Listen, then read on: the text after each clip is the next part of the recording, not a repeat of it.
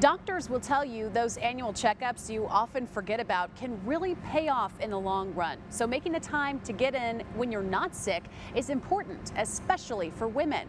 Here's why.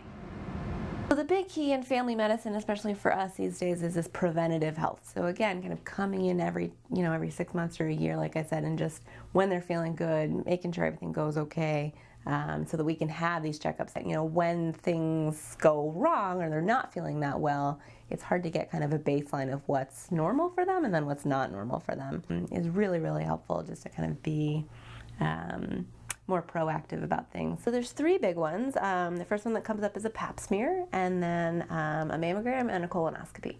So pap smears happen, everybody after 21 should get them, whether they're sexually active or not.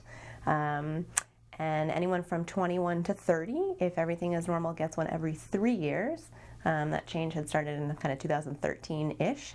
Previously it had been every year or so. And then after 30, once everything is okay, and if you've had a couple of normal pap smears, then you go to every 5 years if you have pap smear and kind of co-testing, they call it, with this particular virus called HPV. The second thing is a mammogram, which is a little bit more, not controversial, it's very recommended. You should definitely start having them, all women.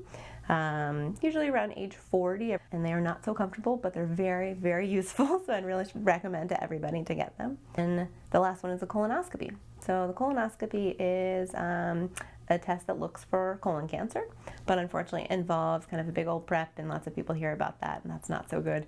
But is a camera, and they take maybe some biopsies of the inside of your colon to look for colon cancer or precancer. How often you repeat that is a little bit different. It can be as often as every couple of months or every year, but more typically it's every 5 or 10 years, which is really awesome, kind of just depending on what the results are.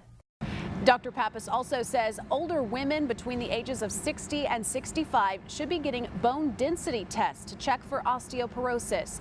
If you're not sure where you stand on these important appointments, contact your primary care physician.